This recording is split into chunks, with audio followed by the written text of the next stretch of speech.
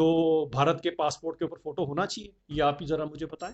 तो मुझे लगता है ऐसे लोगों को नौकरी बिल्कुल नहीं मिलनी चाहिए। हाँ, एक चीज़ ज़रूर है जो लोगों के मन में खौफ है, शायद कोई भी अगर नॉर्मल प्रोटेस्ट के लिए कोई कुछ करता है तो शायद उसके साथ भी ऐसा होगा। कोई नॉर्मल भी अगर किसी की बिजली पानी बंद है, किसी ने अगर कोई ऐसा कर दिया तो उसके साथ ऐसा कुछ नहीं है। ये पूरी सोच समझ कर कोई ऐसा इंसान जो पर्टिकुलरली टेररिस्ट के उस टाइम के ऊपर ऐसा काम कर रहा है उसके साथ ये कुछ किया जाएगा। तो दोनों लोगों को, दोनों चीज़ों को आप जो है वो जोड़ कर ना देखें। जो स्टोन स्टेटमेंट दे रहे हैं इसको लेके, लेकिन आपकी सरकार रही है जिन्होंने विड्रॉ किए थे केसेस स्टोन पेल्टर के खिलाफ, और मिलिटेंट की रिहैब पॉलिसी भी बनाती है, तो इस पे क्या स्टैंड होगा? देखिए वो हमारी सरकार।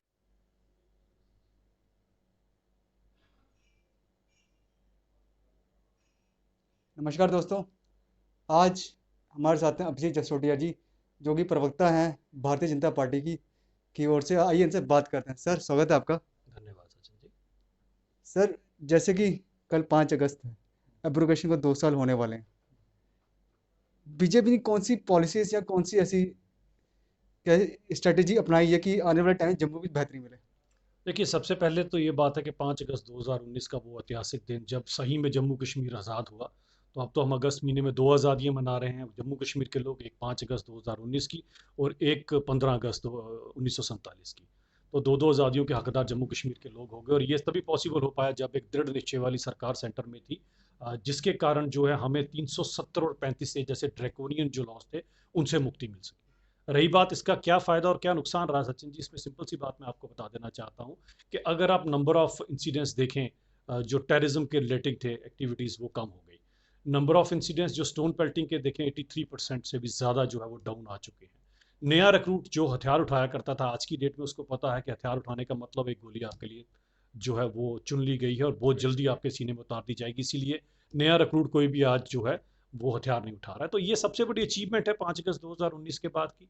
और उससे भी बड़ी अचीवमेंट में करें तो जो भी हम, अब ये तो नहीं कहेंगे कि सबको नौकरी देगी, लेकिन जो भी थोड़ी बहुत नौकरियां यहाँ पर आई, उसका सबसे बड़ा बेनिफिट ये है कि उनमें जो देखने वाली बात है वो पारदर्शिता के साथ हकदार को हक मिल रहा है। पुरानी सरकारों की, एनसी कांग्रेस और पीडीपी की सरकारों की तरह बैकडोर अपॉइंटमेंट नहीं की जा रही है। पहले सिर्फ इन्हीं के रिश्तेदार नौकरी करते थे, अब सभी लोग नौकरी कर सकते हैं। तो ये 5 अगस्त 2019 के बाद की कुछ ऐतिहासिक चीजें हैं जो हम लोगों के बीच में। जैसे स्टोन पेल्टिंग की बात की, अभी रिसेंटली ऑर्डर आया कि जो स्टोन पेल्टिंग इन्वॉल्व हैं उनको जॉब और पासपोर्ट की वैकेंसी की नहीं दी जाएगी, मैं प्रोविजन नहीं दिया जाएगा। इस पे क्या कहना है?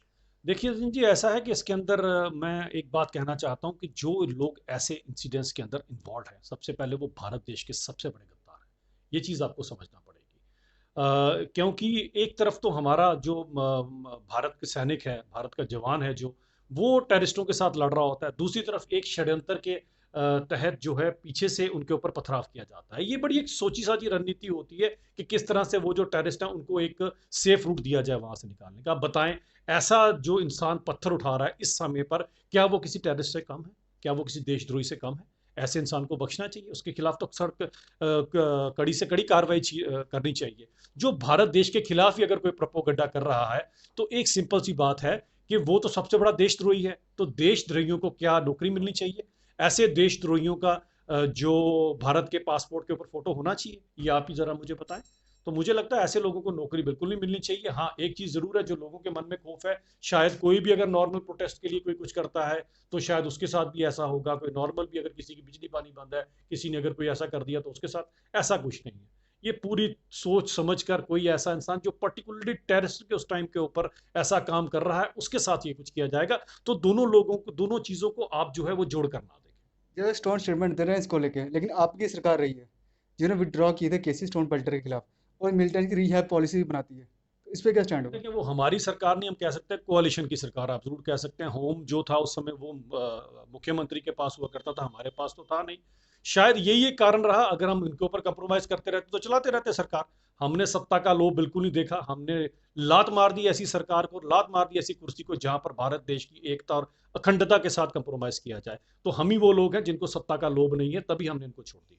जैसे वो पता है ओलंपिक गेम्स चल रही हैं, मीराबाई चानू ने अभी सिल्वर मेडल जीता है। उनके जो कोच है जम्मू से थे, विजय शर्मा जी। जी जी जी।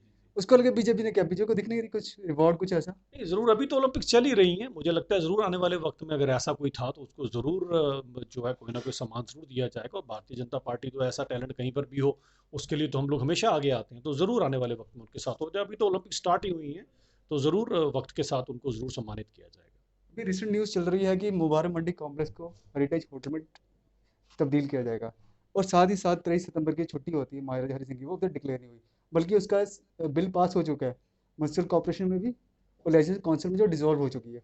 इस पे क्या स्टैंड? देखिए ऐसे है, जहाँ तक महाराजा साहब ने जो कुछ इस जम्मू कश्मीर के लिए किया है वो हम सब लोग जानते हैं। मुझे लगता है इंसान से ज़्यादा जब इंसान के किए हुए काम को रिकग्नाइज करते हैं, तो जो एक्सेशन डे की छुट्टी दी जा रही है उनके काम को रिकग्नाइज किया जाए। तो इंसान से ज़्यादा इंसान के किए हुए काम को जब आप मान्यता देते हैं, वो अपने आप में बहुत बड़ी बात होती है। ये बात आपसे करूंगा। और रही बात मुबारक मंडी को अगर हेरिटेज साइट में कन्वर्ट किया जा रहा है, बड़ा अच्छा है।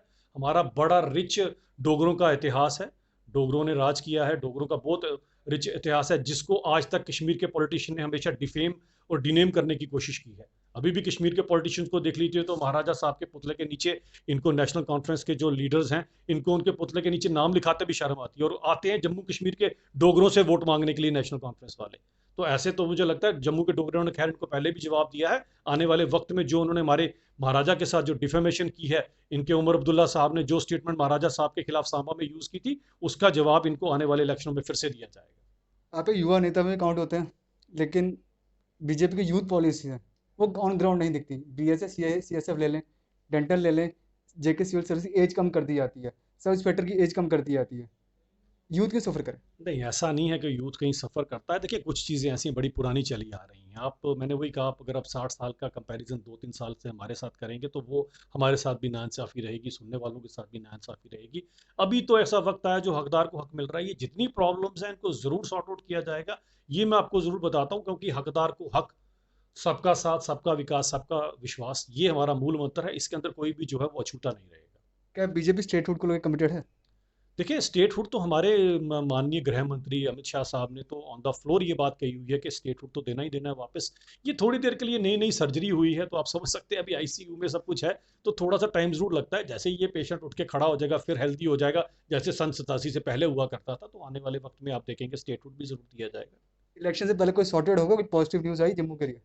जी सब कुछ पॉजिटिव है। मुझे लगता है 5 अगस्त 2019 के बाद तो हम पॉजिटिव ही पॉजिटिव चल रहे हैं। सिर्फ एक ही चीज़ जो पॉजिटिव पसंद नहीं है, वो कोरोना पॉजिटिव नहीं होना चाहिए किसी को, वरना हर एक चीज़ पॉजिटिव चल रही है। तो आप इसमें विश्वास रखें, तो ज़रूर सब कुछ अच्छा ही होगा। ये थे अभिजीत जी, जिन्होंने काफ़ी पॉजिटिव नेचर के साथ अपनी बात रखी कि आने वाले टाइम पे कि जम्मू और जम्मू की उम्मीदों पे खरा उतरा जाएगा।